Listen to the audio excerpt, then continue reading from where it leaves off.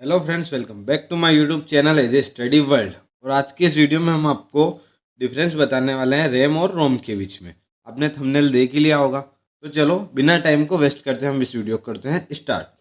RAM और रोम इन दोनों के बीच में हम डिफरेंस बताएंगे, वो भी आपको हिंदी में। ठीक है, तो पहला डिफरेंस, रैम का पूरा नाम होता है रैंडम एक्सेस मेमोरी। रैम का पूरा नाम क्या होता है? Random access memory. ठीक है, उसके बाद रोम। रोम का पूरा नाम होता है read only memory. Read only memory. ये तो हमारा हो गया पहला डिफरेंस रैम और रोम के बीच में। रैम का पूरा नाम रैंडम एक्सेस मेमोरी और रोम का पूरा नाम रीड ओनली मेमोरी। ठीक है, उसके बाद चलते हैं नेक्स्ट पॉइंट पर। हमारा सेकंड पॉइंट है रैम एक रीड एंड राइट मेमोरी, यानी कि हम रैम के अंदर डाटा को रीड भी कर सकते हैं और राइट भी कर सकते हैं।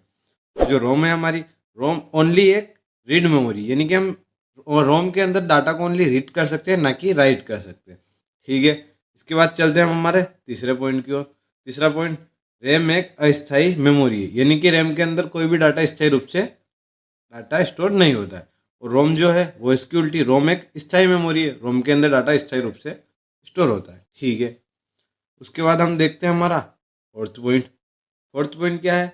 रैम की साइज को हम बढ़ा सकते हैं, यानी कि रैम की साइज को हम अपने हिसाब से मॉडिफाई कर सकते हैं। रैम की साइज छोटी कर सकते हैं या फिर रैम की साइज बड़ी कर सकते हैं।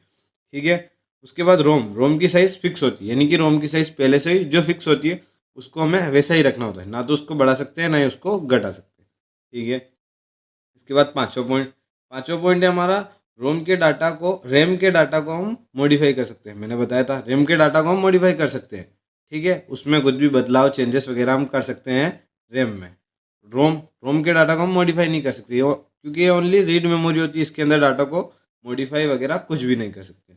इसके बाद देखते हैं हम हमारा सिक्स्थ पॉइंट। सिक्स्थ पॉइंट क्या है हमारा? रैम में हम अधिक डाटा स्टोर कर सकते हैं, क्योंकि रैम की साइज बड़ी होती है तो रैम में हम अधिक डाटा स्टोर कर सकते हैं। और रोम की साइज छोटी होती है तो उसमें हम अधिक डाटा स्टोर नहीं कर सकते, उसमें कम डाटा स्टोर होता है। सातवां पॉइंट देखते हैं हम। सातवां पॉइंट ये है, रैम की स्पीड फास्ट होती है।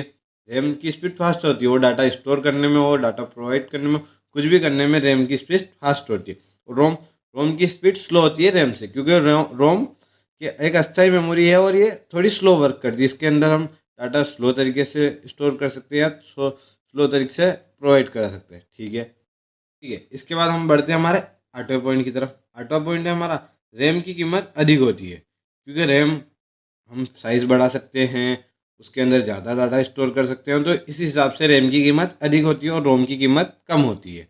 रोम की कीमत रैम की कीमत से तुलना में कम होती है। ठीक है, रैम जो है, रैम हमारी दो टाइप की होती है, डी रैम और एस रैम। ठीक है, उसके बाद हमारी रोम जो है, रोम तीन टाइप की होती है, P ROM, E P ROM और ई पी रोम। और हमारी रैम जो ई रैम में रैम होती है ना, रैम के टू टाइप्स होते हैं, डी रैम और एस रैम। जिसमें डी रैम का नाम है डायनामिक रैम और एस रैम का नाम है स्टैटिक रैम।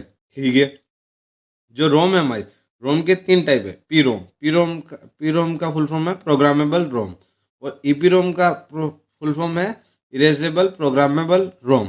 ठीक है, और ईईपी का फुल फॉर्म है इलेक्ट्रिक इरेजेबल प्रोग्रामेबल रोम। ठीक है, तो वीडियो आपको अच्छा लगा हो तो वीडियो को लाइक कीजिए, चैनल को सब्सक्राइब कीजिए। मिलते हैं नेक्स्ट वीडियो में, तब तक के लिए बाय बाय।